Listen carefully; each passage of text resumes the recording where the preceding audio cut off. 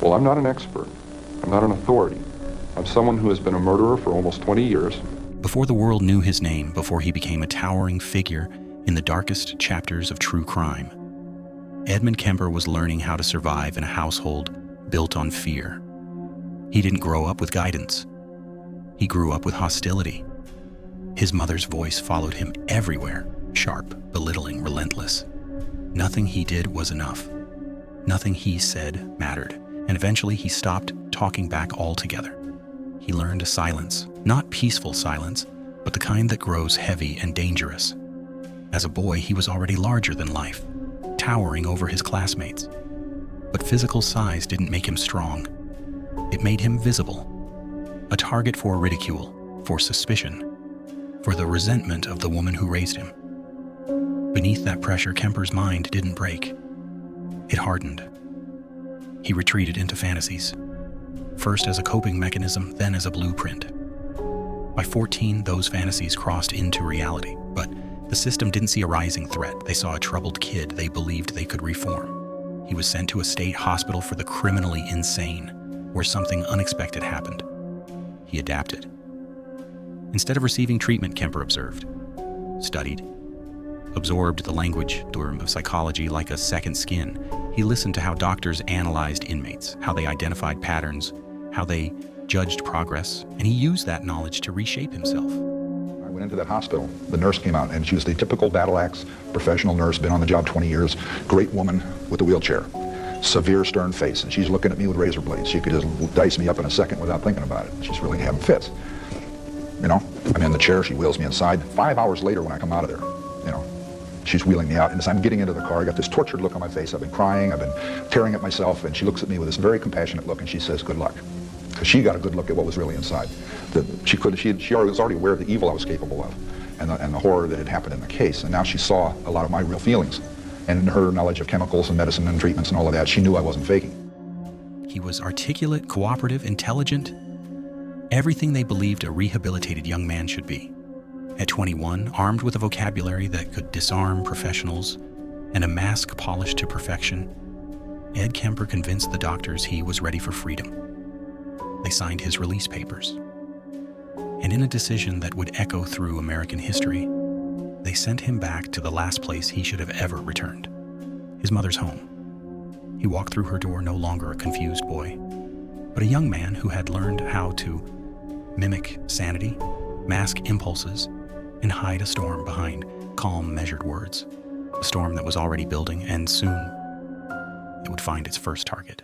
When Ed Kemper re-entered his mother's home, he walked in as a man, 6'9", intelligent, articulate, and perfectly rehearsed in what normal looked like. But beneath that calm exterior, something had already cracked. College towns nearby began reporting disappearances, young women vanishing after hitchhiking. Last seen getting into a car with a friendly-looking giant who spoke politely, never raised concern, and seemed smarter than most men his age. Kemper had learned how to blend in. More importantly, he had learned how to hide. Inside his car, fantasy and reality collided. He picked up students under the guise of being helpful, offering rides across town, pretending to be harmless. But once the doors closed and the engine rumbled beneath them, there was no escape. Kemper had no trouble picking up hitchhikers. Ironically, one warning advised riding only in cars with university stickers. Kemper's car had such a sticker. My mother worked at the campus, and I had an A sticker on my car, an obvious access day or night to the campus. I was picking up some very lovely young women. You know what we were talking about as we're driving around, almost as often as not? This guy that's going around doing this stuff. Police struggled. There was no pattern they could trace, no witnesses who suspected him, no reason to look at a polite, soft-spoken man who socialized with officers, drank in their bars, and listened attentively to their frustrations. Ed Kemper didn't avoid law enforcement. He befriended them. It was the perfect camouflage. He learned what they knew and what they didn't. Night drives became hunting rituals. His mother's constant insults fueled the fire building inside him, the rage, the humiliation, the need for control. And soon the disappearances escalated. Each incident more brazen than the last. Each one closer to home. Each one feeding the darkness he had kept confined for years. But Kemper wasn't just killing, he was experimenting, trying to understand his own mind, his urges, his compulsions. He was becoming exactly what he'd studied in those hospital textbooks. And the police still had no idea. The co-ed killer was evolving. And the next victim he chose would bring the story back to the one person who shaped him more than anyone else: his mother. By 1973, Ed Kemper's mind was spiraling. The killings were no longer enough. He was seeking an ending, a confrontation, a release from the decades of resentment he carried. And all of that rage pointed toward one person, his mother.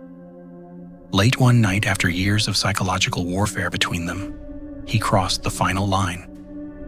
A line he believed would silence the voice that had tormented him since childhood. When it was over, the house went still. For the first time in his life, Kemper said he felt quiet. And that's when I decided I'm going to murder my mother. I knew a week before she died, I was going to kill her. And she went out to a party, she got soused, she came home, went to sleep. I was woken up by that, came out. I walked up to her bed. She's laying there reading a paperback, as many thousands of nights before.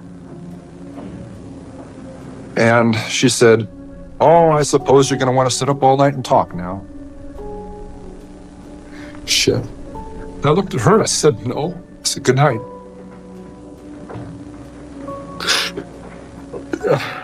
And I knew I was going to kill her. But the silence didn't last.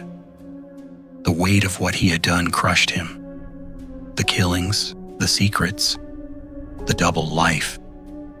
All of it closing in on a man who had spent years pretending to be in control. So Ed Kemper did something almost unheard of in serial killer history. He picked up the phone and confessed. Not because he felt guilty, not because he feared being caught, but because the story he had been writing in blood was over. He called police, calmly explained who he was, and waited for them to arrive. The officers who'd once shared drinks with him now walked into a nightmare they never expected.